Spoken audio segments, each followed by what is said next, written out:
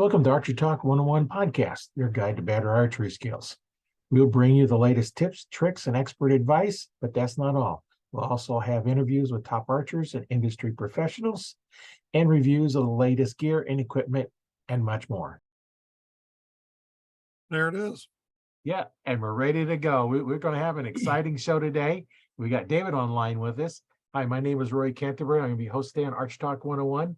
And like always, we're going to talk archery today, and just want to let everybody know that we do go live in the Archery Talk 101 Facebook group, and you can communicate with us if you'd like to. So join that group if you're not a member, and there's a lot of good benefits of being in there.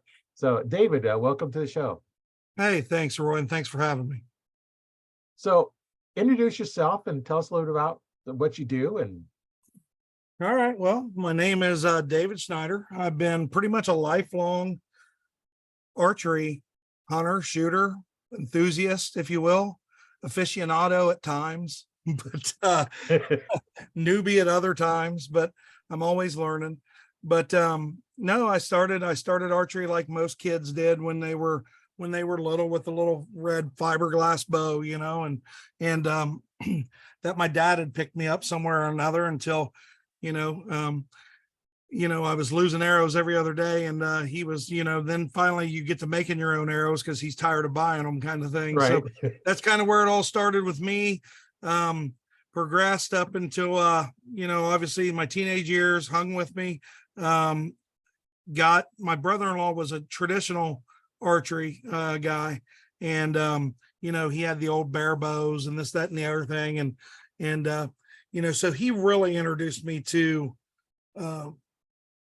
my love of archery. Don't get me wrong, I liked it, but it took on a horse of a different color when he started showing me, when he opened up my mind to what is all out there, as far as hunting with the bow and so on and so forth. So then obviously I hunted. I'm very, very into hunting.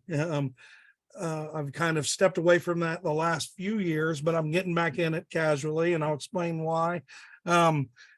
Got a couple boys. One of my boys started bass fishing competitively in middle school, and that my oldest son, and he ended up getting a NCAA scholarship for bass fishing. So when he started bass fishing, I'd had some hobbies on the table. I used to be into squirrel dogs, mountain cur dogs, where I would go hunt and travel around and take my dogs to these different competitions. Was fortunate enough to own a couple world champions and did really well in that sport, while still in the background always had my love for traditional archery, and still did plenty of shooting, hunted every deer season with a longbow or recurve. But when my son started really getting into bass fishing, and obviously I'd fished since I was a kid as well, but not competitively, I just kind of shifted gears, and it became less about me and more about him. And I started following and doing what he was doing. And before you know it, I got a bass boat. And before you know it, I'm going to bass fishing tournament. Before you know it. So I took a step back from traditional archery, from archery in general. He stepped up to the plate and he started hunting and fishing. He was hunting, obviously. So I was hunting, but with him. But the focus was him, and I derived more. It meant more for him to harvest an animal than myself. So that was my new thing. So time's passed. He's out of college now. He graduated, and he's in the workforce, and he is engaged and all that. And where does that leave me? So a couple of years ago, he's been out for a few years, Roy. So where does that leave me? So I made the decision I happened to be in the basement one day, and I looked over in the corner, and there was a stack of bows. I'm a bow hoarder. And so I started thinking about it, and then it just, I don't know, everything fell in line. A buddy of mine had pulled in the driveway. He went down to Nixon, Missouri, and he had got him a brand new Black Widow recurve, and he'd pulled in the driveway, and he said, "Hey, look at this bow that I got." And I was like, here I hadn't shot for 10 years, and I grabbed that thing. He said, "Shoot it." Well, I had a target or two out in the yard because of obviously my son Right. still shot, and he shot a compound nonetheless, but he was still an archer. So I grabbed that thing and I shot it at one of those targets, and I thought I was the ghost of Howard Hill or something. I stuck a really tight group in that target, and I thought, man, all that time off and I didn't lose a thing. So obviously the bug, that wasn't the case later on, and a lot of practice to get back in. But Yeah. anyway, long story short, that pulled me right back in. That pulled me right back into the hobby. Yeah. Sport. Yeah. Well, I think your son is in the group, and because he said, proud of you, Dad. Did he really? Okay. Yeah. Yeah. Well, good. I'm proud of you, Hunter. Proud of you. But yeah, so that's what I did, Roy. And I tell you what, I've always been, I don't know about you. You kind of strike me this way. I'm all or nothing. I'm kind of an all in, baptized by fire kind of guy. So I had been out of traditional archery or archery altogether for about a decade, following my son around and living vicariously through his accomplishments, so to speak. But anyway, some clubs that were around us, some 3D bow clubs that were around us, and we didn't have many, but we had a few. You could get to a 3D archery club within driving distance. They had kind of dried up. One big club had quit having shoots. One traditional club quit having shoots altogether and just kind of quit. Another one kind of quit. And I started looking around, and we still had the Indiana Traditional Bow Hunters Association. There was a real good club, Katiwi, the Indiana or the Hoosier Traditional Bow Hunters. But that was about 2.5 hours, 3 hours away. So I was thinking, I'm in Southeast Indiana, so there was nothing around me. So I started talking to a few buddies of mine, and the Lord has blessed me with enough land to stick a few foam targets on. And I said, hey, what do you guys think if we start our own club? I mean, how hard can it be? Man, I bit off more than I could chew by saying that, because there is a lot of work to it. But next thing you know, I'm investing in foam and procuring some Reinhardt targets, getting all that together. And I started the Whiskey City Traditional Archers. Last year was our first year. We had about 140 members our first year. Oh, that's good. Just overwhelmed. We have anywhere from 60 to 70 shooters a month at each shoot. And we're growing. It looks like we're going to surpass that in membership this year. And not only that, we're getting plenty of members from other states that are sending in memberships, and people that hasn't even stepped a foot on our property or course or whatever. So that's inspiring as well. And, as a club, you're only as good as your member base. And I'm just the guy that sets up targets. Me and Justin Jump, a very dear friend of mine, we just set up targets and we try to make it interesting, but I can't take the credit for it. We have a great group of individuals that we've surrounded ourselves with and these members, and we're doing great. We're doing really good. Yeah. When you can have a club and people are joining your club and don't even live in the area, Right. That's saying a lot, to have somebody be willing to do that. Right. We have people drive 4 hours one way I mean, a guy named Jim Compliment, I got to throw his name out. We call him the Grumpy Archer. He's an older, he's the Grumpy Archer. He fell out of a deer stand, unfortunately, this last season, and banged himself up really good, broke his neck and everything else. But it hasn't stopped him. He was at Cloverdale Rendezvous. He comes to every shoot in a neck brace or whatever. He's there. He's just went down in bow weight. He's still trying to shoot that bow, but we all have 110% faith that he'll come back around and do what he loves to do. And that's shoot that bow and compete, on the 3D course with us and everything. But he drives, I don't know, like he's in Northern Indiana. He's like 2.5 hours to get there. He never misses a shoot. It's just really, it's humbling, if you will. When Justin and I put this thing together, we was happy if we'd get the same 15 shooters every month. And we've just been blessed. Like I say, to have just a trad only bow club. I take that back. we are traditional only bow club. But we also allow the kids with the Genesis bows. Right. Those things are 20 pounds. And I'm not gonna, if a kid wants to bring a Genesis bow, he or she is more than welcome to bring a Genesis bow. So, and that's pretty much the consensus of the club. So we do have some kids show up with those Genesis bows. And yeah, we just didn't expect it to grow like it has by the leaps and bounds that it has. So it's just been really humbling, really humbling. Yeah, that's pretty good when you can get going that good. And there's other clubs out there that have done the same thing. And it's just really amazing, how much, it takes off in certain areas. People are just looking for something to do.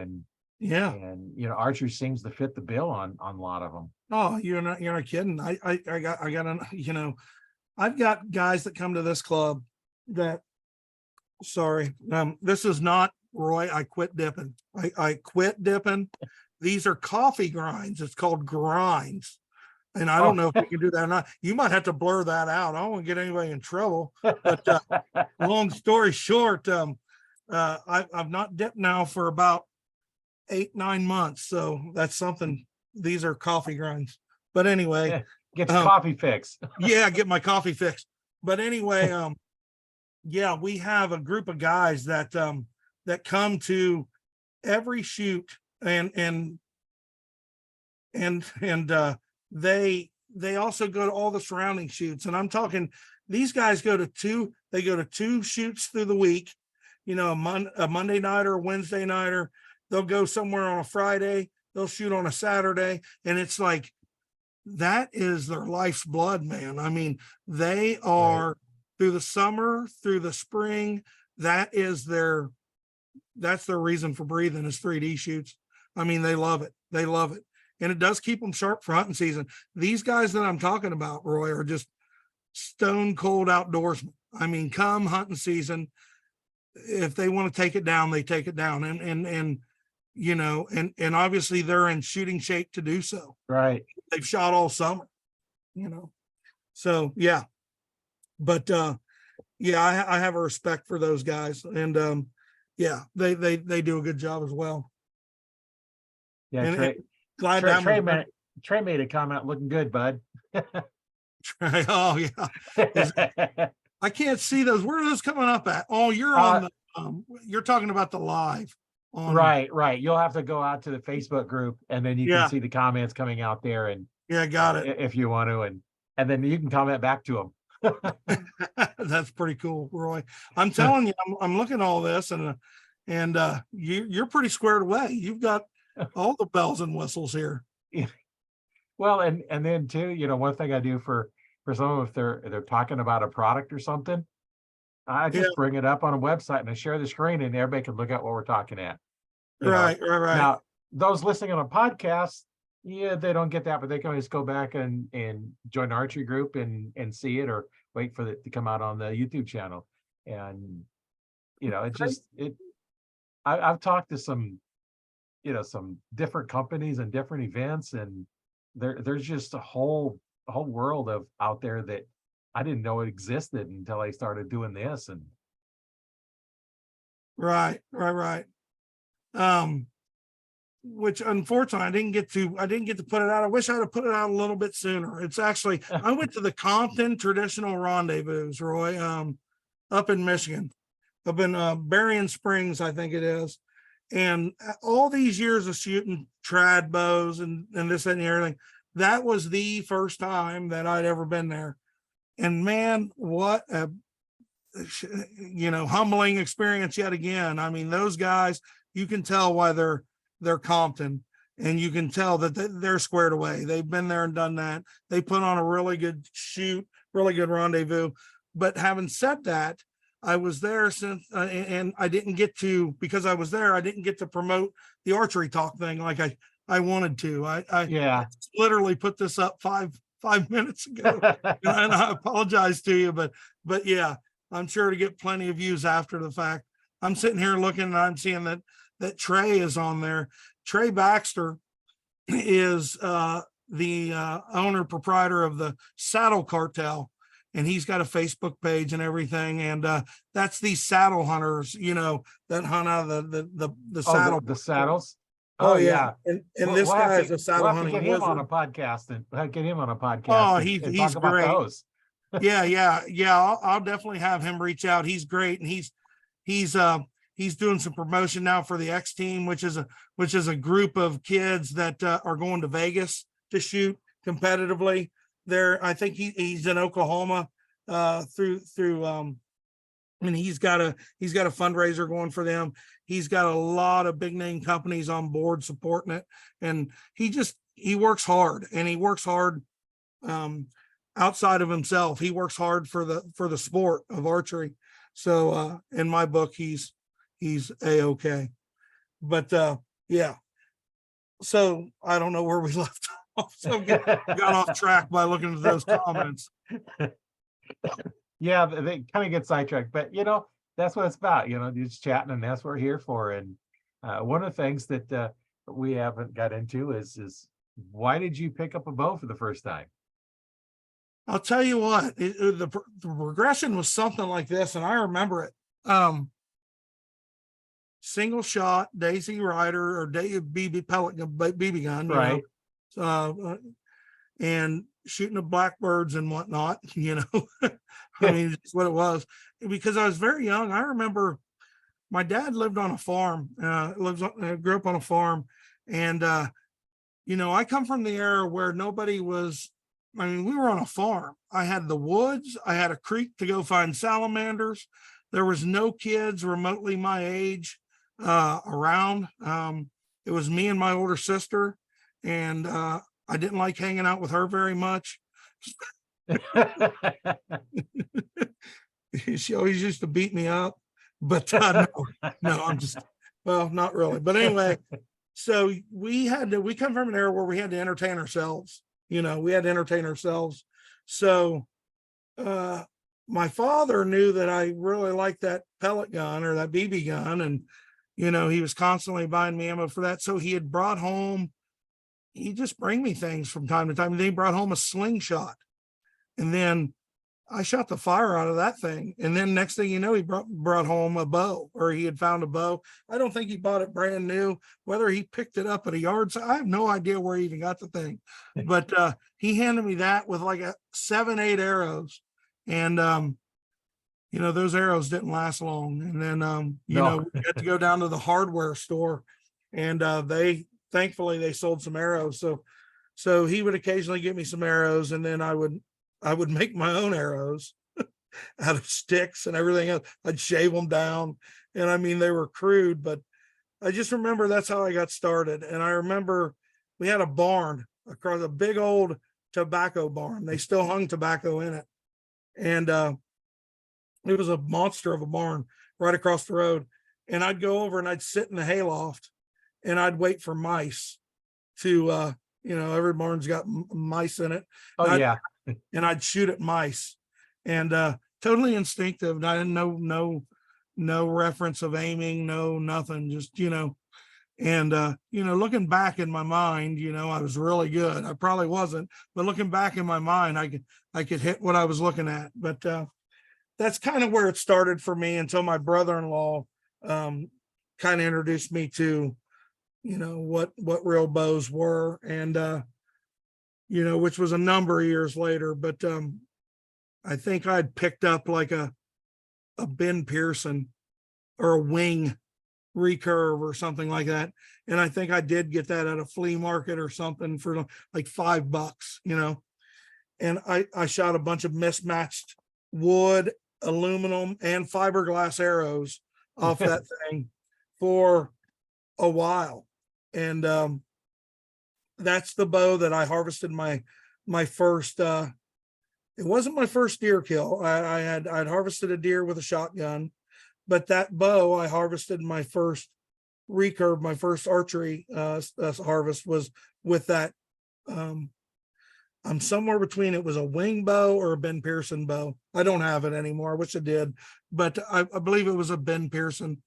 And 35 pounds, man, 35 pounds. just your regular Dacron string, Right. clamp on knocks, just as crude as can be, crude with like I think what saved me is I think I had a fiberglass arrow with like a 190 grain broadhead on it. So this thing was like a boulder tied onto the end of a twig, right? And this doe had come walking by and gave me the right opportunity, quartered away. I remember it like it was yesterday, and it was about a 16-yard shot. And yeah, so she didn't go very far. And I remember for a 35-pound bow, didn't get complete pass through, Roy, but I mean, it came out the other side, and it was a quick, clean, and ethical kill. And yeah, I remember it like it was yesterday. And that was the first of many, many deer to be harvested with. Every deer that I believe that I've harvested after that has always been with traditional equipment. I don't know that I've ever harvested another deer with a firearm. And I haven't, that I can recall. So every deer that I've ever harvested has been with a recurve. And I think I've harvested 2 with a long bow, but mostly with a recurve bow. And I've been fortunate. I've got a couple Pope and Young deer, and a couple nice deer, and just a number of deer. I don't know how many. I'm not one of those guys, but enough. Yeah, I don't really keep track of how many. I don't know either. I think I've got, well, one time I got 2 deer within minutes of each other with my bow. Nice. And then I think I've only shot with a rifle 2 deer. Right. Yeah. And my first deer was a small buck, but it was kind of a long shot. I was 20 feet up in the tree, and it was about 40 yards away, because I had to get above the brush to get to the trail. Yeah. I was out of the compound. I was shooting 52 pounds at a full length 21-17 arrow with, I think, probably 145 grain tip on it. Nice. And when that deer turned that arrow, I think the fletching stopped it from going all the way through. Yeah. You don't need a lot of weight if you have, a decently heavy arrow. Now, if it'd been a real light one, like a 350 grain arrow, Yeah. may not have had that kind of penetration. It was just no mass. And Right. But that's the thing. I mean, I came also, and I'm sure, Roy, did you ever shoot traditional? Did you ever shoot, like when you got started, was you shooting recurve or any stick bow, single string? well, when I got started, there was only recurve and longbows. You had no choice. Yeah. Yeah, you had no choice. It's either Right. wood or fiberglass, and you had your choice of wood options. Right. Yeah. Absolutely. Well, I started in the 60s. Compounds didn't show up until the 70s. Golly, man, you was in. I just think. I mean, you was out there amongst it when Fred Bear was still out there hunting. You know what I mean? Oh yeah. And it's kind of with the pictures I've seen him hunting. He's got a plaid shirt and blue jeans. Yeah. That's how he hunted. Plaid shirt, blue jeans. Absolutely how he hunted. And I mean, believe it or not, you hear all these different things about what's traditional, what's not traditional, what's this, what's that. Fred Bear, he had, he understood. I mean, if I don't know, I'm getting off track, but if he was here today, he'd probably have a sight on his dang bow. I mean, they made them, Bear Archery made sights to put onto recurves. Wilson Brothers made sights on the old Black Widows bows. Ben Pearson, you look at all of them, they were right before, and I'm talking about right before compounds came on, they were all adaptive of a sighting system. Right. I remember, I was a pure instinctive shooter. At least I thought it. And since I've gotten back in, I've adopted like a gap shooting or like a split vision method of shooting. But, I used to shoot 3D shoots pretty religiously. I got kind of upside down in it when I graduated from the Ben Pearson, and then I got another bow, so on and so forth. I had a Black Swan that I liked a lot. I had a Hoyt that I liked a lot, recurve. But anyway, long story short, I started shooting a lot of, I'm kind of that way. I'm competitive in nature, I guess. And it's not because I want to win, and that's not what it is. I think it gives me a gauge, Roy, to see where I'm coming along in my journey compared to other people. You know what I mean? And the Yeah. only way you can do, don't get me wrong, I'm competing against myself, right? But it kind of gives me a baseline for what's out there. So I no matter what I do, if I get into the tree dogs, I had to win the world. You know, if I got into slingshots, whatever's going on there, I'd have to find the best. You know, that's just how I am in nature. I'm a little bit competitive. So I shot a lot of 3D, and back then I was religiously shooting. I was just obsessed with it. Of course, I was a lot younger, a lot stronger, but I was shooting ridiculously heavy bows, like 65. I had a few 70-pound bows, and with no let off, just like broomsticks with a string, right? And I'd shoot 200-300 arrows a night, blind bail, three foot away from the target, just working on my release and my form. So I was pretty serious about it, but it was a whole different release and a whole different form back then. I was bent over it the way I've changed things quite a bit. But anyway, long story short, I was, you'd see these other people that turn in these phenomenal scores. And I always thought, man, how are they doing that? I felt like I was at the top of my instinctive game, but, truth of the matter is they were probably gap shooters, or they were probably, fixed crawl people, or, they had a system of aiming, and even though that I was instinctive, and even you, when you shot, you may thought you were shooting instinctive, but your arm at the end of the day would go up or go down, would go up. Right. Or go. So subconsciously you're aiming, you know what I mean? You might not think that you are, but something's going on there. You know what I mean? So, I mean, that may start a debate, and I'm not here to start a debate, but since I have gotten back in, I've kind of understood that hiatus, that time off, and then I came back in. I have befriended several top shooters in this, Kenny Jordan, Dwayne Martin, Trevor Fielder, these guys. I'm sure you've had some of these people on your show. Mandy Boggs, she was on just the other day. Oh gosh, she is. I've been watching her shoot here lately. She's from the same state, obviously, so we cross paths. And man, she's just going to be a lot to handle. And she made the USA team, and that's just the icing on the. I mean, she's just scratching the surface, because she's still very hungry, and she's still putting in a lot of time. She may be, and these are huge shoes to fill, but she may be the next Fawn Gerard, and those are extremely huge shoes to fill, but she may be, Fawn Gerard's still around, so she might have something to say about that yet. But anyway, so I have befriended some of these people, and I've got back in, and of course, I changed my whole style. I changed the weight of the bow I was shooting. I changed my form. I changed everything, but I've been shooting pretty dang well. Pretty well.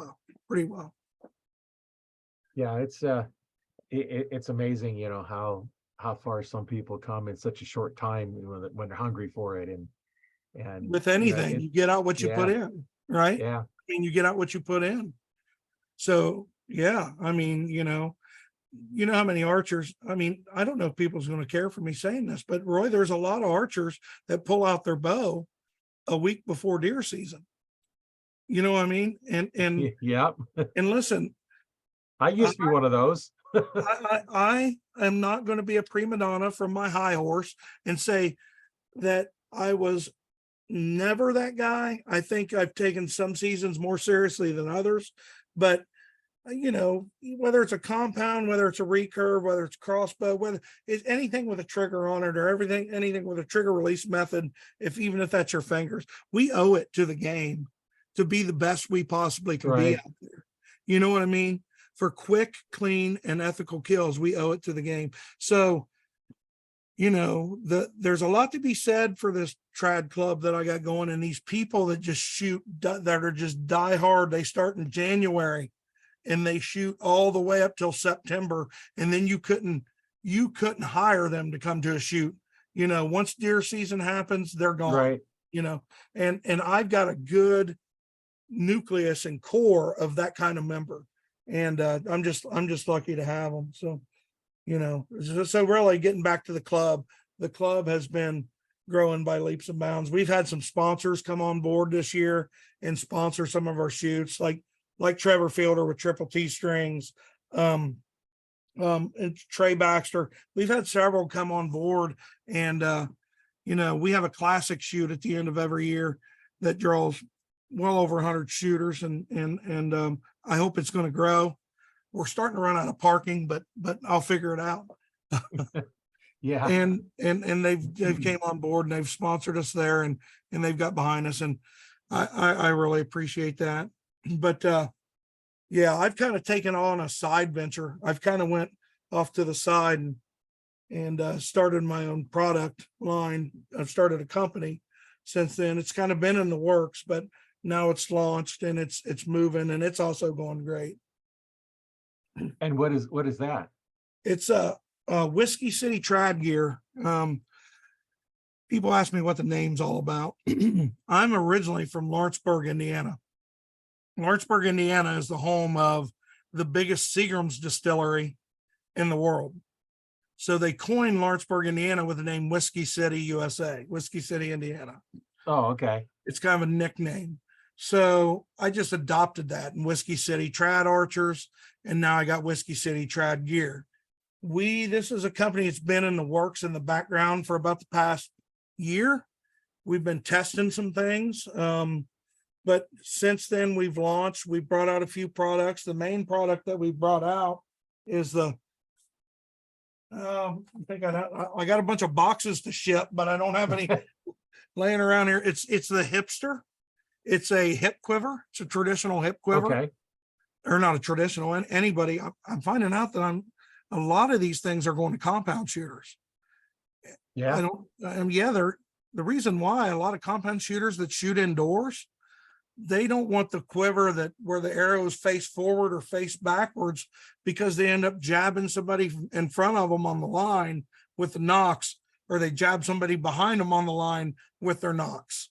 So they want a more vertical presentation, and that's what the Hipster allows. It's designed in such a way that the arrows fit real tight to the body, and it's smaller. I know there's other things out on the market that I like, by the way, but it's because of those other things out on the market that inspired me to come up with this. I wanted to be somewhere between a pocket quiver and a hip quiver. So it's small in nature. And yeah, hold on. I'll show you. Look. Right there. This is a scaled down model, but if you can see that, I don't know if the blur is getting it or what. Yeah, it's kind of blurry. Pull it back to work closer to your face. Maybe that'll work. Yeah, I have to do it in front of your face because it's picking up your face. There you go. Almost there. Do you have a website? Yeah, it's www.wctrad.com. wctrad.com. And you know, everything can be seen there. But okay, so while we're here, I can share my screen. We can actually take a look at it and look see. at you. These special effects are fantastic. Look at that. So now, you know, we can show them. We went out to wctrad.com and here we are, and we can go through and here's a good picture of the Hipster. Yeah, that's it. Where did it go? Oh, okay. You got to click on learn more. I think learn more. The store is underneath. So that's just kind of how it wears. It just kind of gives you, but if you go to the shop, I think there's more pictures there in the shop. Yeah.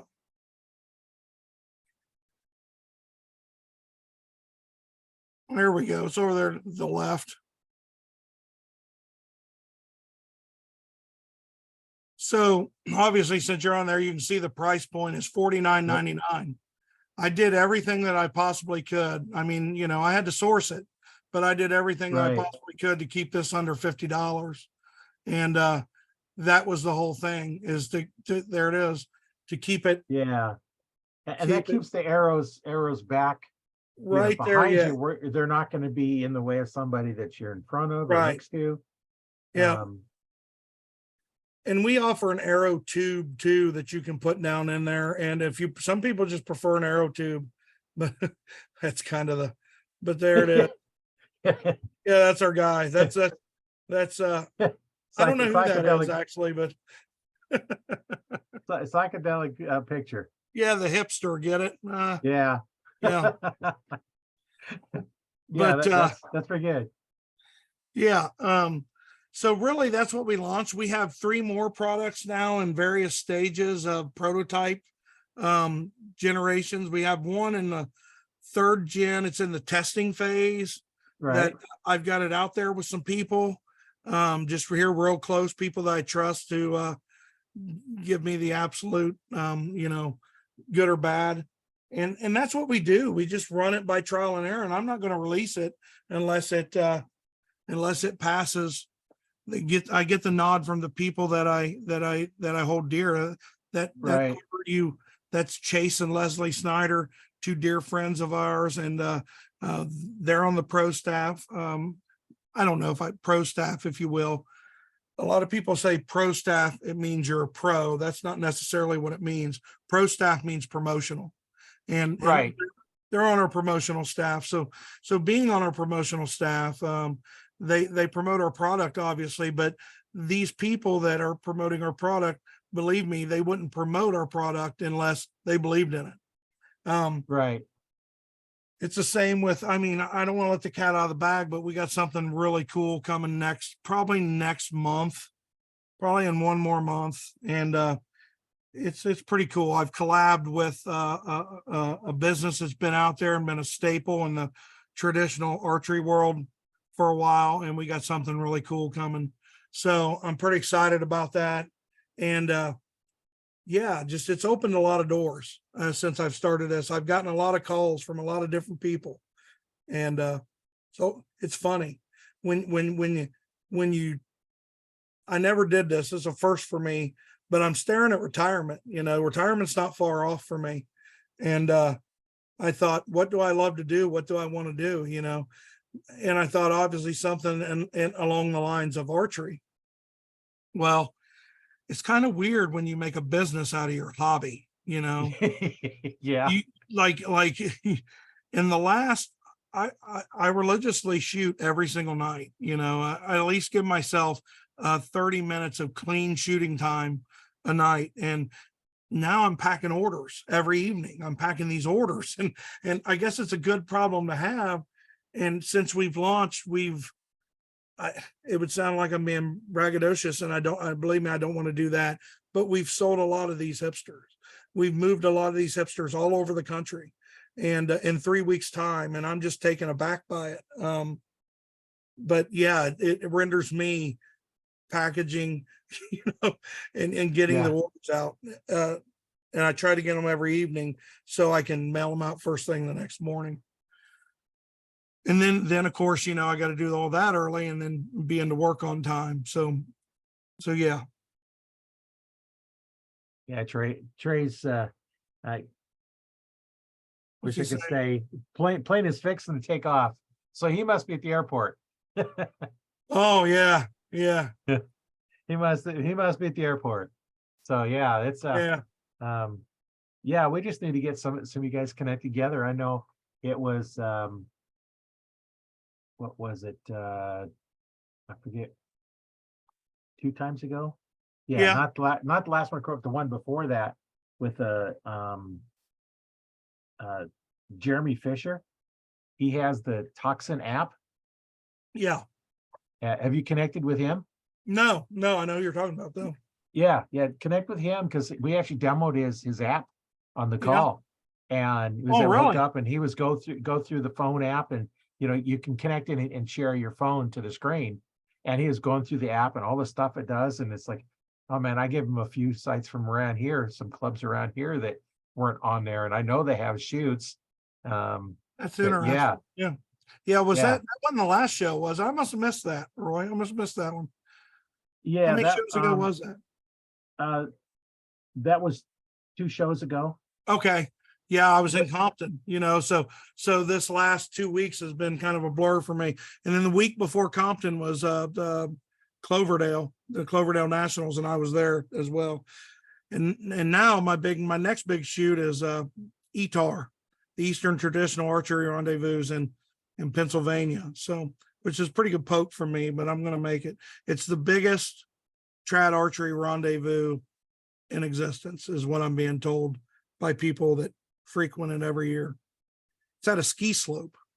I guess Oh, they yeah? lift you up and you shoot down. I don't know how it works, but You're sitting down shooting targets as you're going. I have no idea how it works, but hopefully I'm in good enough shape by the time I started this thing carnivore diet thing. It's just like all meat, all red meat, Oh, yeah. and I've really been doing good on it. So hopefully I'm in good enough shape when I get there to tackle some of those hills. Yeah, that would be a challenge. Yeah. Especially Yeah, have to walk up and shoot on your way up and ride down and shoot on your way down. yeah. That Brother, actually I'm be a kind of fun. flatlander. I'm a flatlander. I'm in, my home is in Milan, Indiana. I'm from Southeast Indiana, but mostly everywhere I've hunted, has been kind of flat. Yeah, Yeah, on purpose. yeah. Well, I used to like going in the mountains, but at 68, I don't like to do that much walking. That's how I pretty much quit doing pheasant hunting, because I didn't Yeah. want to walk through all the fields. Yeah, Okay, I'm going to walk around. I can get 3 pheasants here in Nebraska. right. And now I got 3 birds, where I can go for 1 turkey, which is bigger than 3 pheasants, or I can sit Right. in a tree stand and wait for deer to come by. Right on. Yeah, yeah, yeah. Yeah, no, So, I get it. So you used to do quite a bit of, obviously you're in Nebraska. So you got right. you got wild pheasants, Oh, Most yeah. the pheasants around here all put and take, you know what I mean? We don't have wild pheasants. Oh, yeah. We have pheasants that get loose every once in a while. And I don't know what the how they say you can take a feral hog or you take a pig and then 2 generations of its offspring, then you got a wild boar. Oh, I don't yeah. know what it is for pheasants, because I tell you, I know that I've seen wild quail, and I think that I've seen wild pheasants, but really what I've probably seen or jumped was pheasants that got loose or somebody had released them. You know what I mean? And they pretty much fended for themselves. So there's a lot of outdoorsmen around here that love to bird hunt. And every year, you think with the price of gas, this would go down, but it seems to be still happening. Every year they take out the fence rows, man. Here in the Midwest, they're just hammering those fence rows. They want more crops, amber waves of grain, Yeah. the corn belt, and they want more of it. And that's really hurting the bird population. You know what I mean? That's over the years. So quail, yeah, we still have quail. You can find coveys of quail about every year, but pheasant, they're about non-existent. Rabbits seem Yeah. to be making a comeback, but they make a comeback, don't they? About every 7 years, whatever the cycle Yeah. is for a rabbit. And what's funny is, as I look for outside the box thinking for the club members, we actually are putting together a pheasant hunt, stick bows only, flu arrows. Oh, Stick yeah. bows only. We're going to line up in 6-7 people, and we're walking a field, and it's going to be a put and take situation. But you know how hard those things are to hit, let alone with a bow and arrow with a trad equipment. Right. So yeah, so that's going to be fun. We may do a members only rabbit hunter too. I know several people that's got really good beagle hounds, and that's fun just to get out there and wing arrows at that fast moving game. Yeah. I actually had a neighbor of mine that was real big into archery, and he actually went out and was shooting pheasants with his bow. Oh yeah, yeah. And it's like, I have trouble hitting it with a shotgun, let alone trying to hit it with a bow. Oh, no kidding. No kidding. And then it looks really good on camera. That is one of those hunts that looks phenomenal on camera, but what they're not showing you is the 30 or 40 pheasants they miss before they finally hit one. But yeah, I don't know. I'm optimistic that we've got some shooters. I'm optimistic that we're going to bring down several pheasants this winter, and we got a lot of people looking forward to it. So yeah, and then to spin off of that, we got another member that is just He's a diehard outdoorsman, and he just got back from he went to Alaska, or wait, he may have went to Canada. I may have told you wrong, but he's got a friend up there that's got that's a guide, and we may be putting all together a member only bear hunt here real soon. He's got things in the works, and a couple of people I need to talk to make that happen. But I have a lot of coals in the fire right now, Roy, Yeah. and it's hard to kind of juggle all of this, but I honestly think it's a lot of work, but I honestly think that's, some of the reason we keep it fresh. And I think that's why we keep the membership that we do. When clubs kind of get stagnant, and it's the same old, and not doing anything to kind of move forward or progress, that's when they tend to dry up. Not to mention, and man, I hope somebody in the industry, and they probably can't help it, but I hope they hear this. The price of foam, these targets, it's just gotten absolutely ridiculous. I mean, and even with club discounts or whatnot, and I know people like Reinhardt, Delta McKenzie, they give so much away every year. These are great companies. I am not knocking them. Big Shot Targets, all these people, they give so much away every year. So into archery, they give back. So I appreciate that. But yeah, some of the price of just like a regular pro series Reinhardt deer, we're at $500-600. You know what I mean? Just for the deer.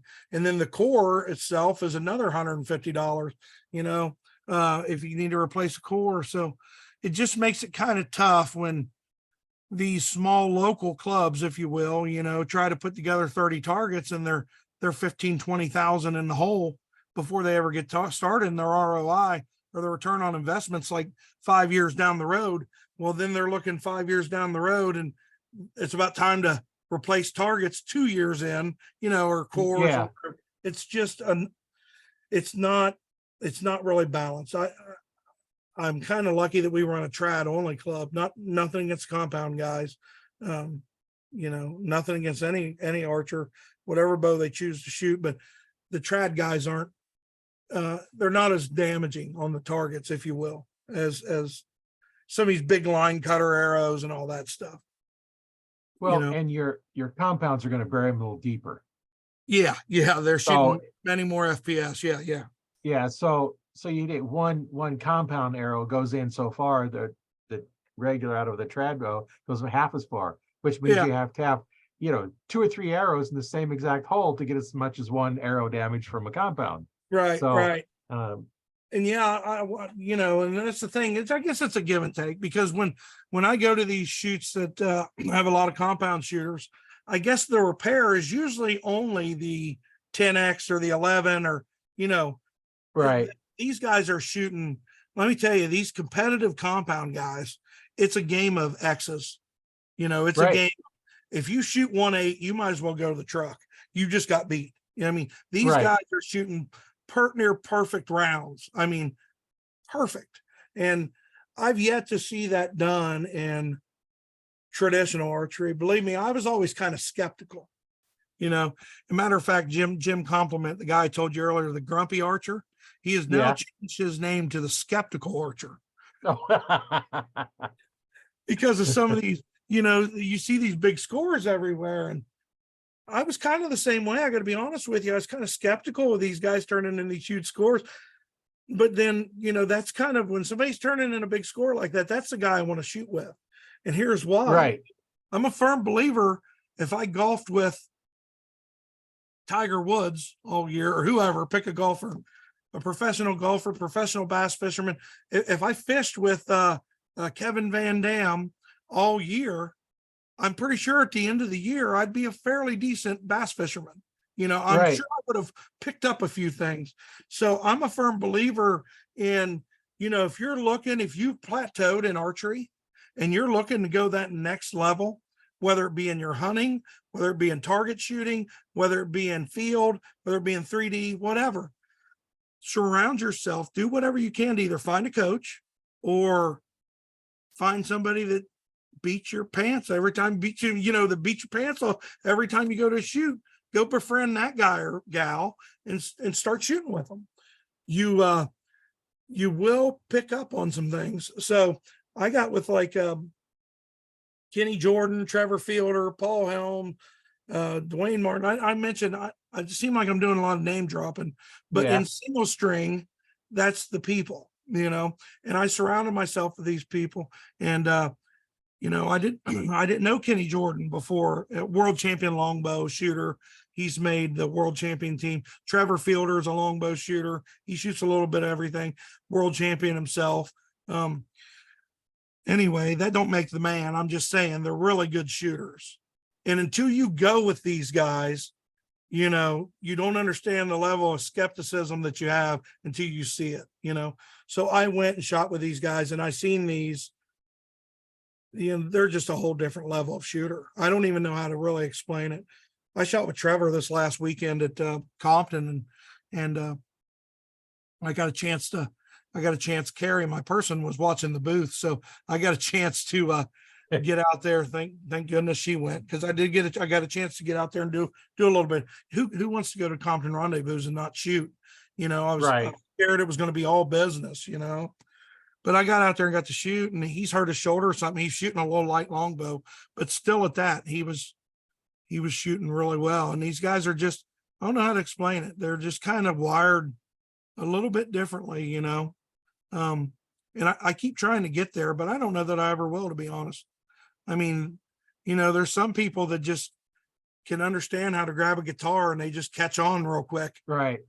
I'm that guy that sounds like, I'm beating on pots and pans until, so yeah, it's hard to explain. Well, I know, lots of times I've heard stories of somebody actually shooting against, somebody that's much better shot, and they're actually helping them. Yeah. These guys that shoot at that high level, they want you to shoot better. Yeah. Because they realize as you get better, that forces them to keep up on their game.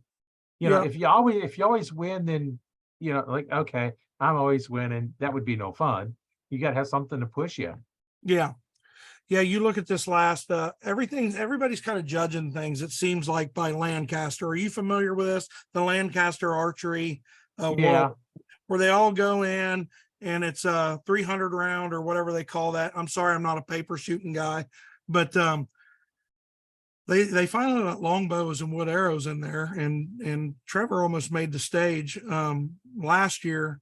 I don't think he did this year, but last year he did, and that's going to be a huge thing. But anyway, the people that were always winning it, like and I say this with nothing but respect, the Dwayne Martins, John Demmers, Fawn Gerards, people that I know that I mean are just next level archers. They weren't on the they didn't get as far this year. I mean, don't get me wrong, they made the podium, whatever, but they were eliminated by all these new faces, these people that I never even heard of before. And it just goes to show you, words out there, single strings out there, bare bow, which is, it's the aluminum riser, the ILF style limbs. It's not my thing, but it's a lot of people's thing. It's the fastest thing growing in single string, so Calvin Smock and Dwayne, they own that CD archery together, and they have a riser, and that's kind of king and bare bow. But anyway, these guys it's the fastest thing growing, and it can't be denied. That class at Lancaster went from like 80 people shooting it to like 380 people. I don't know. My numbers could be way off, but I'm not over exaggerating that much. So I pay attention to those trends, and I pay attention to the things that's happening in and around me in the sport, because that's what I like to do. And it's a pretty exciting time to, like I say, I've been back in for about 2.5 years now, 3 years. It's a pretty exciting time to come back into the sport and see where it's progressed to, and how much it's changed and evolved in a short 10, 15 years. And by that, Roy, I specifically mean single string archery, what I'm a fan of. Well, that's how it started out. Yeah, that's how it started out for you. It's how it started out for a lot of people.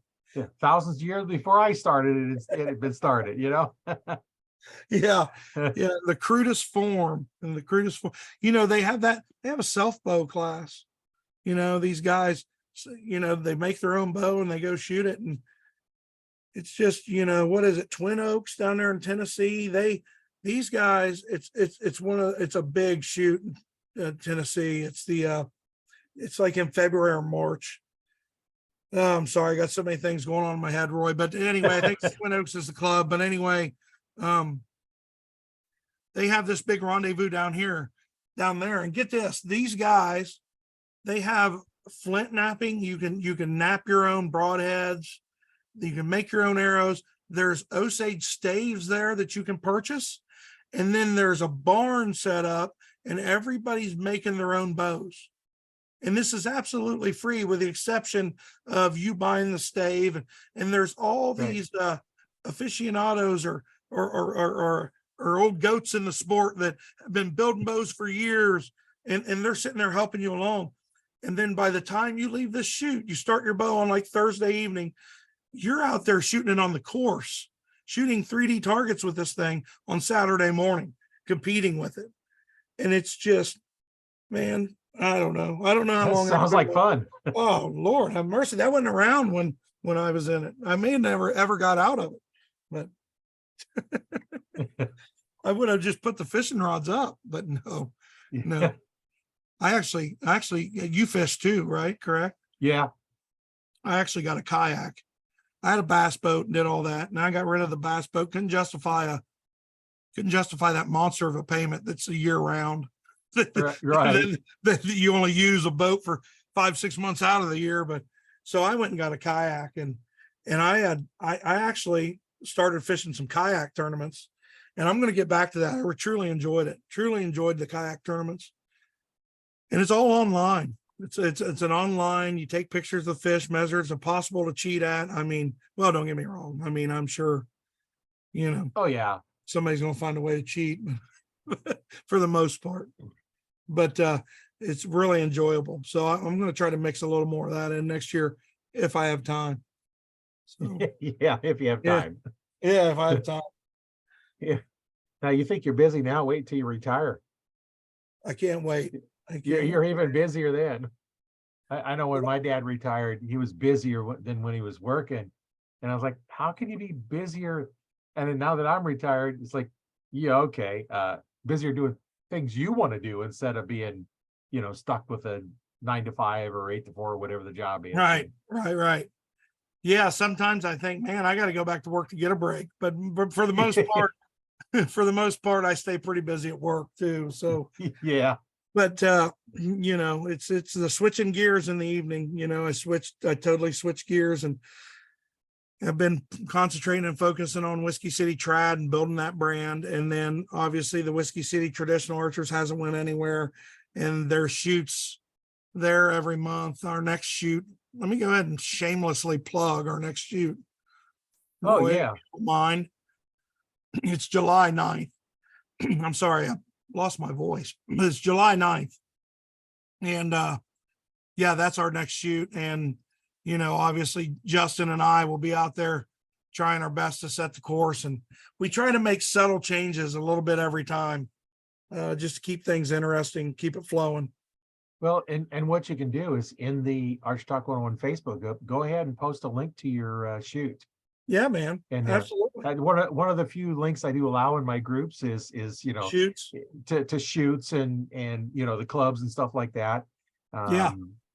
I don't allow, but just post all these links to these Sure. products to sell and stuff, because I don't want to turn into a sales group, because there's plenty of those out there. So, but the thing on these groups, do you run into that? And the thing on these groups is I understand, I get people that come over to our page on Whiskey City Traditional Bow Hunter or Traditional Archers, and they want to post things for sale and they want constantly. But let me tell you, with these platforms and these groups, it's very important to give as much as you take. Right. So I always had kind of an issue, and I don't care if they say I'm being a butt for saying this or whatever, with somebody that never participated in your group, that don't come around talking or adding any content, but yet then they put up something to sell. And that's all that they do, So if I just the PSA on Archery Talk 101, at least this podcast today, the PSA for this podcast is, put in as much as you take. I have no problem, helping somebody build their brand or helping them along, as long as they're participatory. As if they're not Right. participatory, people see through that real quick, and they're actually hurting their brand. They're hurting their brand. Right. And So- that's, even though I don't allow selling in the group, Right. on the podcast goes into the group because you're providing value. So we're going to provide value back. And Absolutely. I've got just about 800 people in the Arch Talk 101 Facebook group. Yeah, it's nice. I have That's another nice. group I started, a little bit before this one, called Retired in Style. I have 1,900 in that group. Wow. And Wow. I delete and ban people at least 1 or 2 days, seems like, because they come in, first thing they do is they're going to post something about stocks or crypto or this kind of stuff. And it's like, no, this is not a place for that. And, as your groups get bigger, I don't have time to give you a warning. One shot and you're out. Yeah. And the first thing you do, it's like, oh, hey, I've got this t-shirt to sell. I got this, I got these knives to sell. It's like, no. One of the coaches I've had and mentors, they said, we do a lot of this stuff to sell and make money on stuff. Sure. But she said 80% of your post should provide content and value, and 20% asking for sales. Can't agree more. So if you're going to post one sale item, you better post it already for just providing value and content. I can't agree more, Roy. And I tell you what, that's what people need to understand. I mean, I'm not trying to be shrewd, and you're not either. Obviously, you've dealt with this already. Yeah. Seems like, I don't know, this is my therapy session or something, because I've been dealing with this the past few weeks, and you don't want to tick anybody off where they go bad mouthing your page or they don't come back. I try to be friends with everyone, but don't take kindness for weakness. So you have to be, have some common sense about it. We've built a platform where we have a lot of people that go to that platform in order to talk like-minded things. Right. Okay? And if somebody's coming around every time and just jamming their thing down your throat, you're hurting your brand. That's what I try to explain to them. You can see simply by the likes or the comments, they get nothing. It just goes straight to the bottom. So I started having to eliminate those kind of posts. I hope, it is what it is, but you should put in as much as you take from a group, any group. Right. Whatever you're doing. And because somebody's got a lot of time behind it, Yeah. It took a lot of time and a lot of money to get it, set up and going. No doubt. Because in the other group, I actually paid for, was going through and paid for Facebook ads to get them into the group and advertising. Yeah, I've added about 1,700 people in a group since I had any paid ads running for it. Yeah, that's awesome. And the archery one is 100% organic growth. And that's great. We're just shy of 800 people in a group now from all over the world. That's right. the thing. I've talked, if you look at some of the other podcasts, I've talked to people around the world. And that's what's nice now is we can talk like we're sitting down next to each other. You just need internet connection and it's insane. Yeah. And we talk archery, and we all have different things going on. And like I was telling you before this one started, the only requirement is we start talking archery. That's all it takes. And from there, something you know a little about, something I know a little about. What else is there? I mean, archery is an international language. You put me in a room with an archer, I've got a friend. You know what I mean? Right. That's just, and I don't care if I'm in Germany or if I'm in, if I'm in Fort Lauderdale, Florida. If there's an archer in the room, I've got a friend. We're on common ground together. Well, and it's better if you speak the same language, but the language you speak is archery.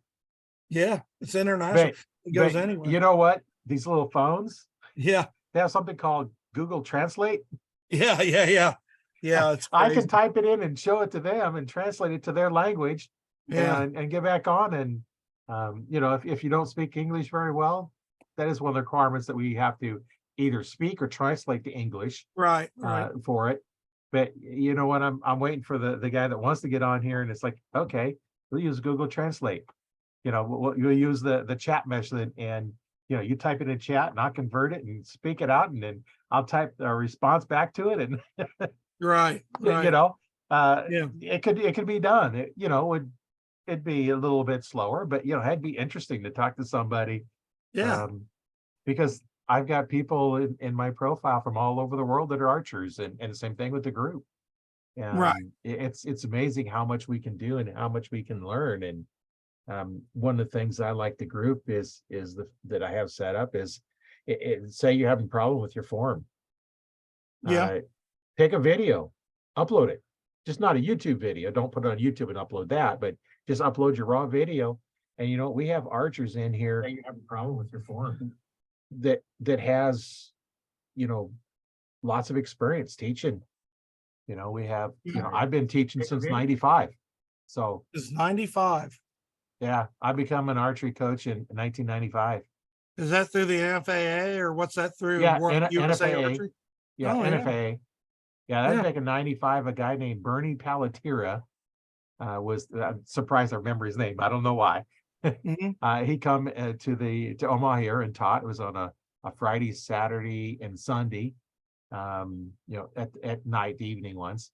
And Friday we go in there, and the first thing to do is check, you know, make sure you're at dominant eye and what's your draw length. And at that time I thought it was a 32-inch draw length. You Well, thought it was a, I my sleeves on my shirts, you know, if they're not 35, I hold my arms out and they come up past my wrist, you know. So and I didn't know my first bow when I went to the shop. This is here, try this bow. I drew it back. How's that feel? Okay. I had no clue. right. I, Right. you know, I'd shot my brother's whitetail too. But Is that the this one is with, buying my is that the first one with compound bow. pulleys on the limb? Yeah, Right. yeah. You I think that was have a the little, two. you Oh, have a yeah. little pin to move, you know, whether Yeah. you want 65% let off Yeah. Nobody knows about that. get through it. But you know, so I got it. It's like this 32 inches. So when it broke, you know, I'm trying to get another bow 32 inches long. Well, that's what I had. I'd ended up with a PSE that was 32 inches long because that's what I thought it was. I go down and it says, you're 29 and a half. Your bow must be 29 and a half draw length to attend Saturday night's class. So I have all day Saturday to get it done. So you're going out, you know, shorter string will shorten the draw length. And so I got it down to my length so I could get down to the correct length to shoot. Because, you know, that extra, actually 2.5 inches puts you back here almost behind your ear, Right. you know, Right. or stretching that arm way out. Yeah. And Yeah. so then I learned it, and we did a lot of the blank bale shooting. You know, they taught us the form, and now they got our eyes closed. We're close enough. We can just lean over, grab the arrow, pull it out, and shoot again with our eyes closed. And then you're finally getting where you're feeling the form, open your eyes, and your form goes all to crap again. So then you close your eyes and shoot and open it. So finally you can open it up and have the same one. And now, okay, now. Yeah. Yeah, it takes a while. And then there was an additional course that, you know, you become an instructor. So I went to that as well and paid a little extra money for that. And it's amazing how many people spend all that money. Back then it was like $250, I think it was, for those 3 nights of class. You know, Yeah. this is back in 95. So that was a lot of money. And this, the first thing they did is they went right back to what they was doing before. Yeah. I said, I'm paying this money to learn this new technique. And No, I you know, get it. I'm gonna do it. And now I shoot 29 because that extra half inch shorter means I don't hit my big heavy coat, Yeah. which I did with my too long draw length. I hit my arm with my coat because I heard it smack the coat, and didn't hurt my arm because the coat was so heavy. And it made me miss the deer. I sent that muzzy broadhead through the thigh bone, Yeah. just shattered the thigh bone, and you know, of course, cut an artery with it as well. But you know, so it didn't take long to, you know, it took longer than I should have, but it still bled Right. out and died. Right. Sure. And it didn't go very far. And I wonder why it didn't go very far. Well, I know why, because the back hip was all broke. Yeah. But Yeah. I tell you, I'm going to get back in the deer woods this year. I'm going to get back in the deer woods this year. You know, I've taken too long of a hiatus from the sport, and especially, don't get me wrong, I've been in the deer woods vicariously every year through my Right. son. Through my youngest son, God bless his heart, he don't hunt. He was blessed with other talents, but hunting isn't one of them. He has no desire, loves to fish, just has no desire to hunt, has nothing against it, just not his thing. But anyway, I'm going to get back in there this year. And, I'm going to try to also build the YouTube channel. I put a YouTube channel out, and I think it's Whiskey City Trad or Whiskey City Traditional Arts. Even terrible. I don't even know what it's called. I've got 5 or 6 videos on there, but Whiskey City Trad, I think. It's terrible. You're going to find it, aren't you? You're looking around for it. It's Whiskey City Traditional, maybe. I've got a few YouTube channels, but that's one that I tried to, and I've thrown a few videos on there. But obviously, I'm going to try to film some hunts this year. And I used to be a passion of mine. I've done that in the past, and I've got other traditional harvest on film back when it was analog, when VHS. Oh yeah. But then when mini DV came out, I thought when 1080p came out, I thought, Lord have mercy, I'm gonna make a living in the archery industry and the hunting industry. Didn't really work out that way, but I did really enjoy, and that leaves something behind for the grandkids and so on and so forth. So yeah, I'm gonna try to film more hunts this year. What are you up to there, Roy? I see you're up to something. Yeah, well, Don't embarrass me now. I don't have. Oh, no. Is that it? That's it. I don't have the editing skills that a lot of these people have, and I'm just kind of learning. So there's been a slight learning curve, but I'm getting something. I'm getting something going. Yeah. So I just subscribed. So you got one Thank more you, buddy. subscriber. Appreciate And, you. That brings it up to a big total of 87 subs. 18 videos. I don't really push the channel all that much, but I plan on it. I feel like there needs to be there has to be the content there, and I just Right. not quite there yet. Well, and one of the things I've been doing YouTube videos for quite a while. Until you get probably 100 videos, Yep. you do not exist to YouTube. No. I mean, And look at those. I mean, a couple hundred views, 400 or 500 views, but I got a couple on there with several thousand views.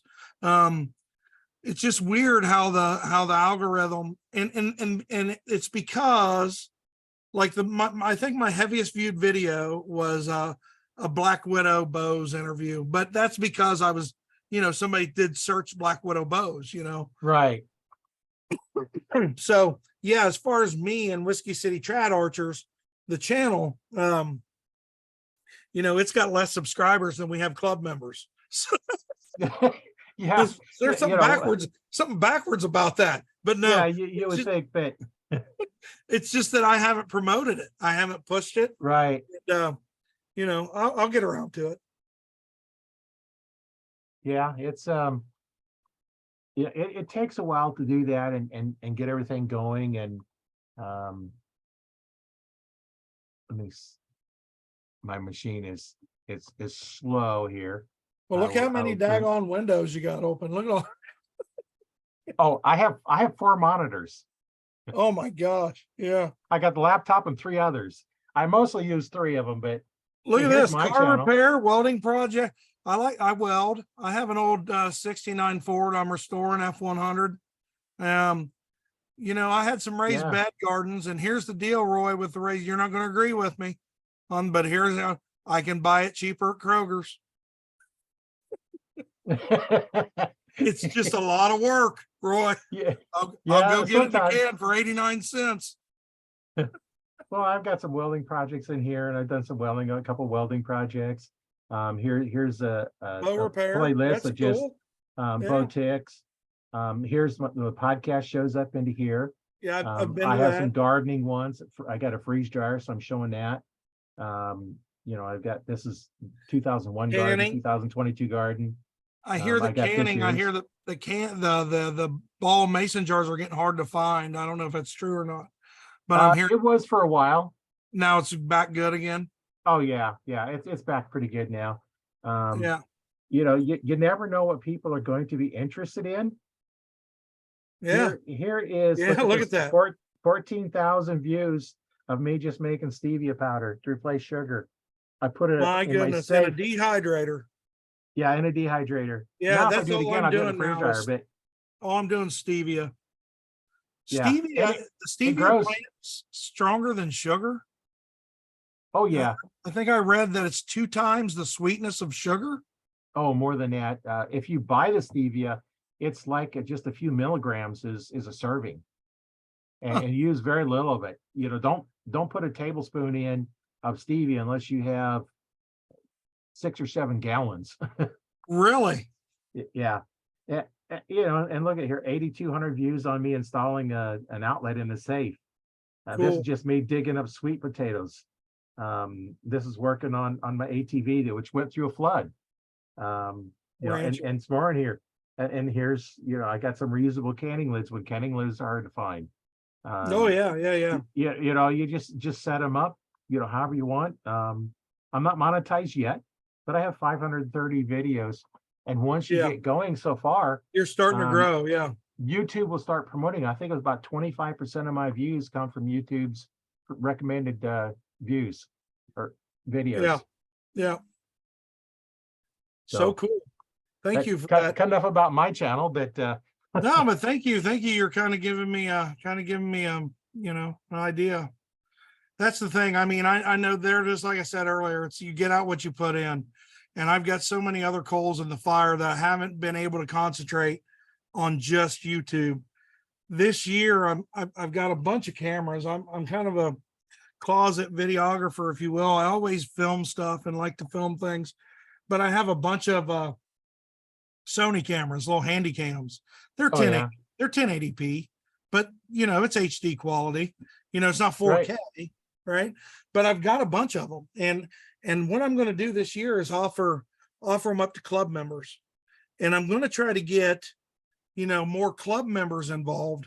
That way, if I spread it out, like I said, we have a nucleus of a bunch of hunting club members. right, If we start getting these harvests and stuff on film or on, what do you say? I don't even think you say on film anymore. On digital, on SD right. card, whatever it is. I don't even know how you say it anymore. But if we start getting more on I'm just gonna say on film, but if we, I can put more videos out, and it might help me through this winter to work on the YouTube thing. Might be a winter project, when things kind of slow Right. down. Well, and one thing you can do is put out shorts. And I read on those the other day. Those are really taking, people are wanting information faster and faster and faster. Right, right. Some people kind of badmouth TikTok, but it's a place to put out stuff. I've used that. I've kind of refocused. I just don't have time to put out the little shorts and the TikTok and the reels, and the shorts are for YouTube, reels are for Facebook, and TikTok is its own little thing.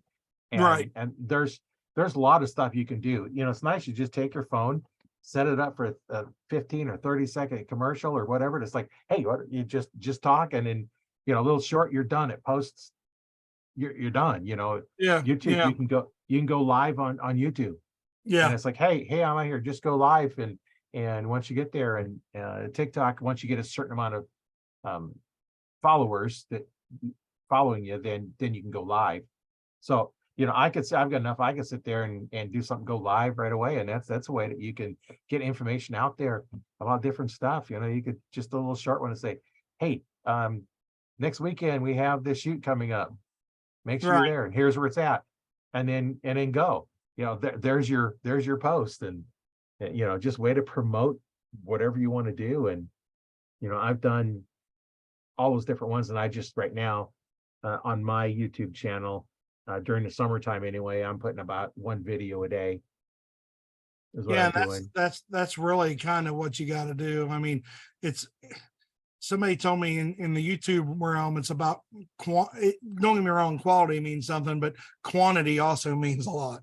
You know, you Right. just got to keep after it. And, you know, don't take everything so personal, because if you're not growing at what you think you need to be growing, it's either gonna, you keep after it, sooner or later it's gonna hit. You know, Right. that Yeah. algorithm is really funky over there, man. It's really a weird wave to catch either, but someday your wave will come around, you know, as long as you keep pumping out content. Well, Yeah. like I showed you on mine, you never know what people are going to be Never interested in. know. Never know. I did, for a long time, me digging up sweet potatoes was the number one. And And next that's thing you something. know, here's the Steve, it just takes off. And, Right. you can see, you might get 200-300 views a week on Right. some of these.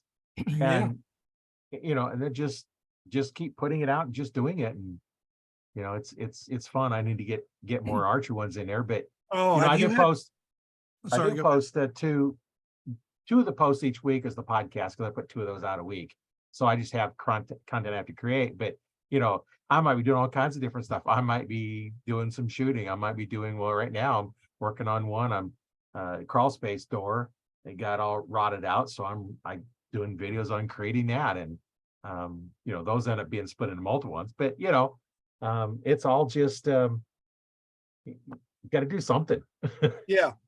Yeah. No, it's constructive time spent. And I mean, it's all about, getting the word out there. And if you have a passion for it, I mean, nothing, heck, if I'm enjoying it and nobody's watching my channel at all, I'd probably still do it. There's something that I enjoy about the digital fingerprint. And it's more so for me, as selfish as that sounds. Don't get me wrong, there's an aspect of putting it out there to the community and so on and so forth. But as far as the hunting videos I'm talking about, that's something that stays around for your kids, grandkids, great grandkids. Right. We didn't have that. There isn't nothing more than I would like to see a video of my grandpa talking, hunting, fishing, whatever, where I could just hear his voice again, Yeah. or my grandmother.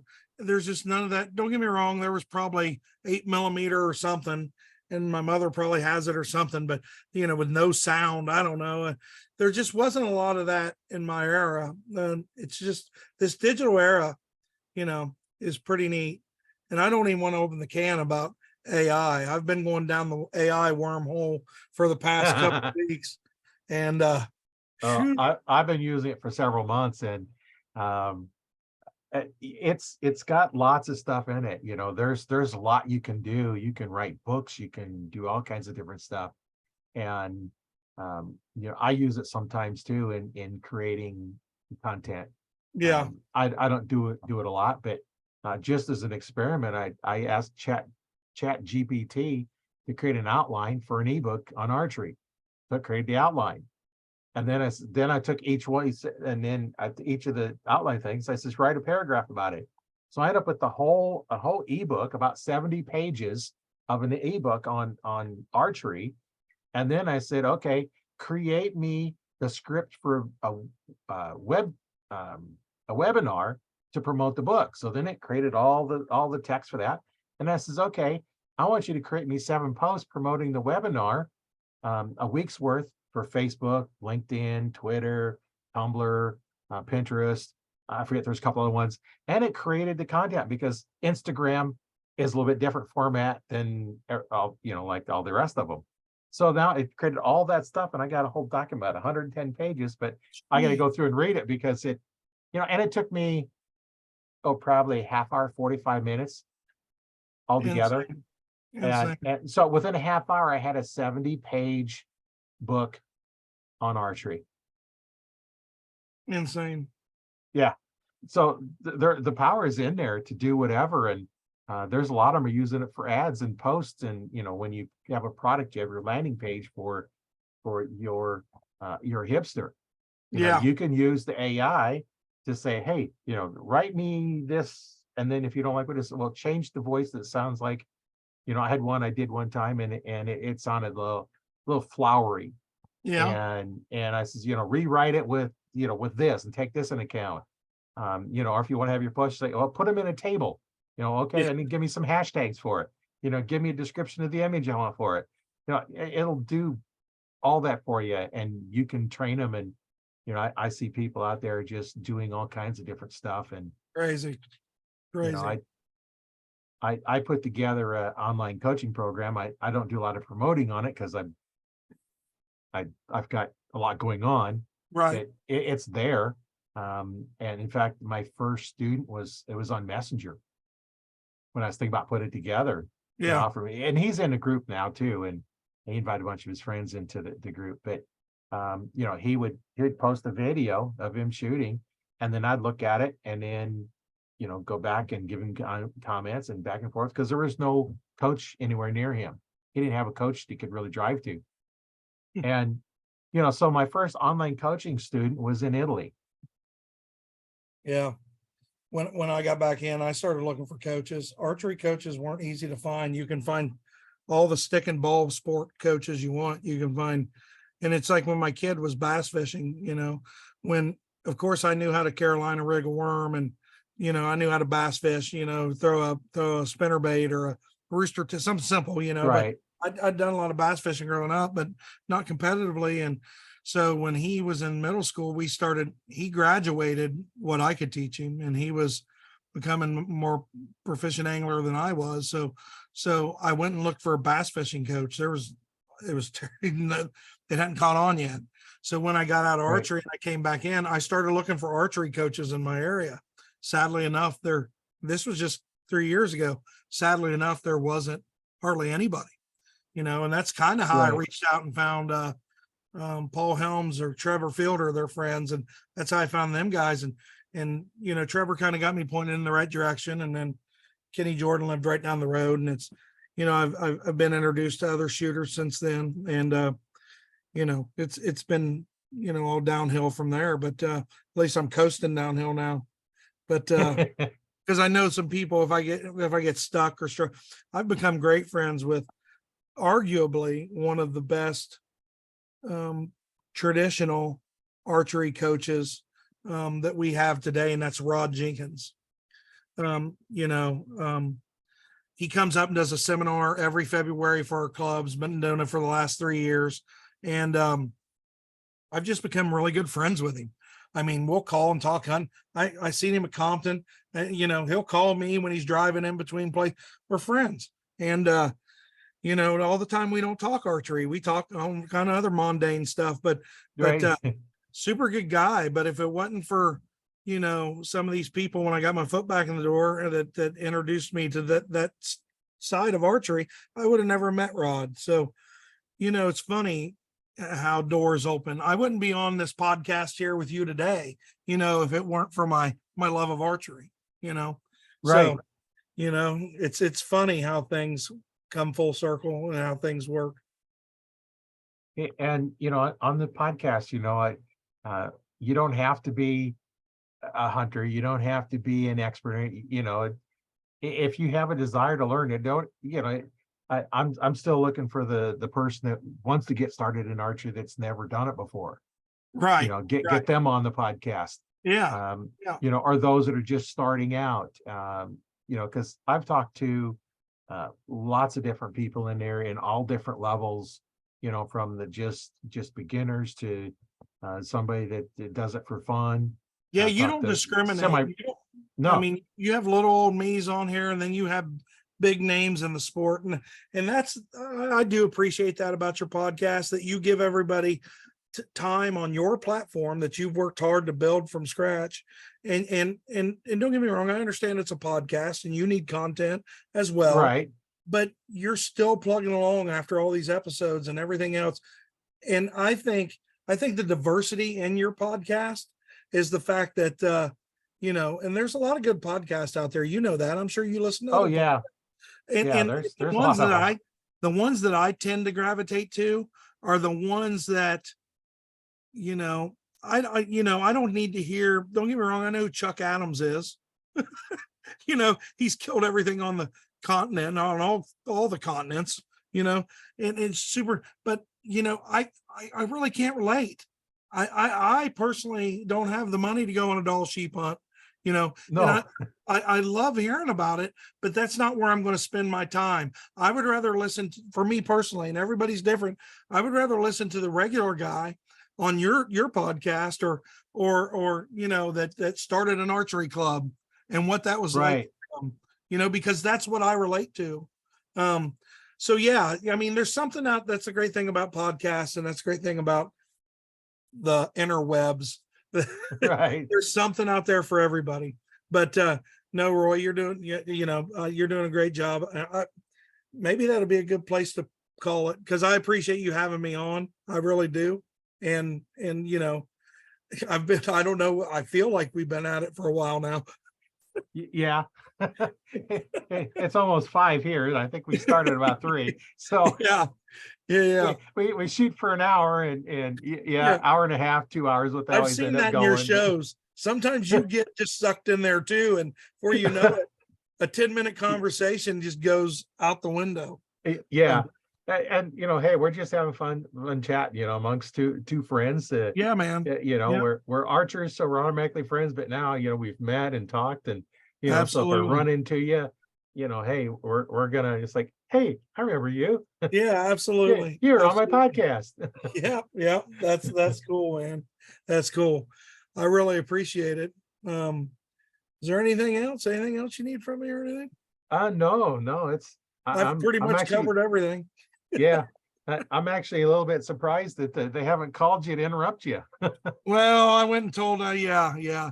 You know, I got out of here at 4 o'clock. I was punching out at the day. So I'm actually using my work computer. I'm still in my office at work, but I'm sure there's no ethical problems with that. But you know, I had to go tell them, hey, you know, I'm off work for the day, and I'm on a Zoom meeting. It's personal. So yeah, nobody's came in here. That's good. Yeah, yeah. Well, and if you want to let everybody know what you do, you can do that. If not, we'll just go. Oh, well, no, I mean, I have no problem telling it. You know, I'm a civil servant. I'm a police officer. I'm a police chief in the town that I grew up in.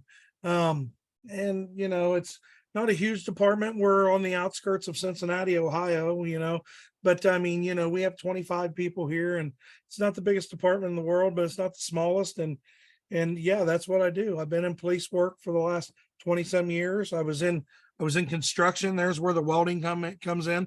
My dad was a Boilermaker. And when Boilermakers were still alive in these coal-fired fossil fuel powerhouses up and down the Ohio River. So I started in construction, and then I migrated into dirt work and civil supervision and construction. And then I got on as a reserve police officer. So I built a lot of bridges in my time, literally literal bridges, but I never felt it was just another bridge. You know, I didn't feel like I was, but as a reserve police officer, I felt like I was making a difference. You know, it was different. It was different. It was a different feel. So I left the life of construction and ended up, you know, pursuing the law enforcement thing full time. And that's where I've been for the last 20 some years. And there again, you get out what you put in. You get out what you put in any sport, hobby, profession. You know, it has its days. I'm not gonna lie to you, Roy. And the climate, and I don't want to get political here, and I'm not going to, but the climate and just everything, you know, has actually, you know, it's changed a lot than when we were coming up, you know. And Right. so you gotta improvise, you gotta adapt, and you gotta overcome that stuff. And that's a constant struggle in this business. But you know, we make it work. We make it work. And you know, I'm fortunate being in a smaller department. Any of these officers can come in and see me at any time. My door is always open to the officers that work here. And you know, you know, I never get you know, I just want everybody to be treated how they like to be treated. That's it. Yeah. And And most that's of how this we is grew up. that's how we grew up. And most of this job is common sense. It's just a common sense thing. So I don't know why I went on down that. That's what I do. That's what I do. Well, before we get out of here, John Fort, which was on with Mandy, when Yeah, I did their interview with her, I know, John. he says, glad to see you make it on. Kenneth, he said he ordered your hipster, Oh, good deal. Thanks, Kenneth. and Mike Johnson says, good job. Mike Johnson. Good deal. Thank you, Mike. Yeah. Yeah, and you know, if we Well, want to have some that's time, that's the Tennessee Mafia, Mike Johnson. oh, Mike Johnson, you need to look him up sometime. That guy's got his hands in several things. I'm telling you, he's a mover and a shaker in the archery industry. He's a big Luminox guy. You know, Luminox. oh yeah, Big Luminox guy, I've got and some. he's in with them guys, and just a super good guy. And I call him Whiskey City South chapter. He's in Tennessee, so he's south of me. I call him the South chapter. Yeah, he's a Well, super good dude, super good guy. And well, I've it met sounds so like many good people. How many you, Roy, that I wouldn't have met if it wasn't for this, outlet, you know? right. It's just crazy. I met lifelong friends because of a stick and a string. It's crazy. Yeah. And Mike, if you want to come on the podcast, hey, we'll just schedule a time. Just let me know. Oh, I'll send you a link. He's hilarious. The guy, Yeah. you're going to bust a gut laughing at him. And I tell you, another one is Greg Richards. You know, as he's talking about YouTube platforms and creators, Greg Richards, you need to check him out, Roy. I know you're not shooting traditional nowadays, but he's got a YouTube channel called 3D Archery. And it's one of the bigger trad channels that we have. And he is just a super good guy. And he shoots straight from the hip. So I sent him a Hipster to test, you know, and I was a little nervous about it because he pulls no punches, none. Right. When he does stuff, he's one of those.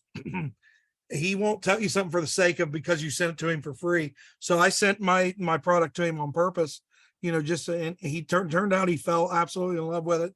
But he's a great guy, and he's got a pretty good following. I think he's monetized now, and I mean he's got a pretty good following of people.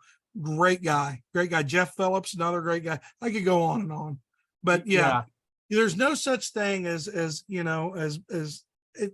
It's good to be promoted. It is. We're all getting it out there. We're all in the archery sphere together. So it's good to get it out there.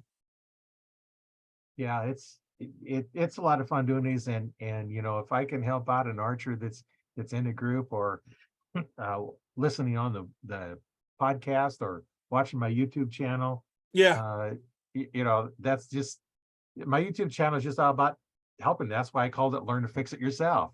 Yeah. You know, and you know, I think a lot of people like how to fix things, you know, because that's one of the things that they don't really teach much. But no, you know, when I was growing up, you fixed it. There wasn't really a lot of options to go buy new stuff. You couldn't throw it away because it's just better to fix it. You fixed it.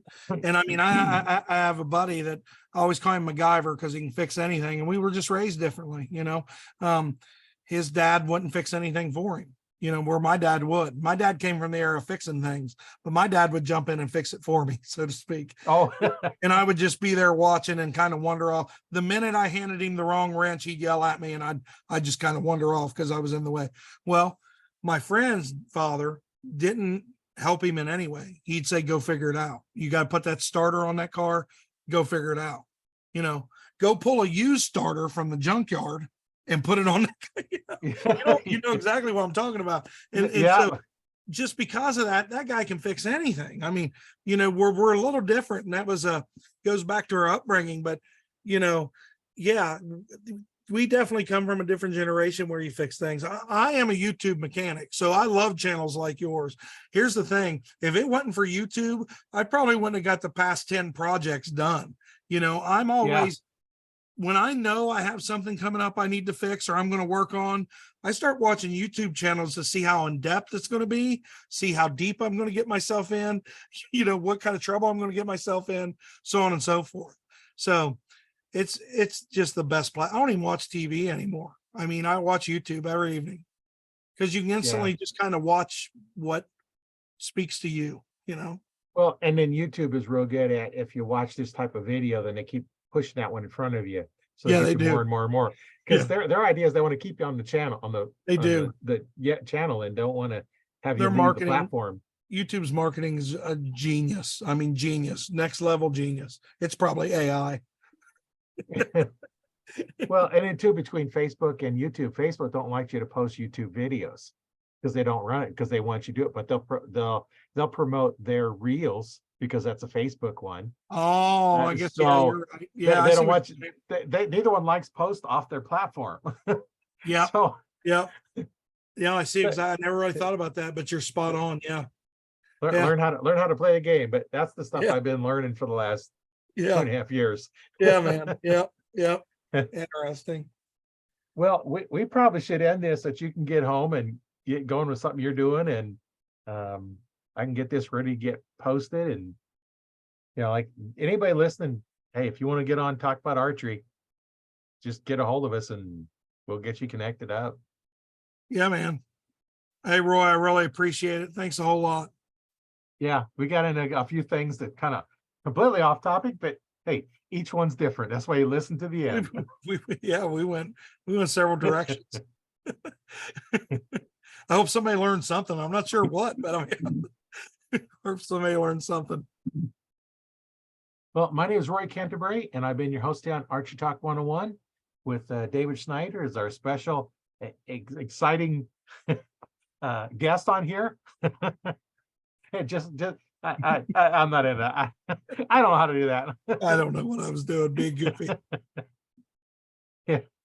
Well, stay tuned for the next one. It's going to be another great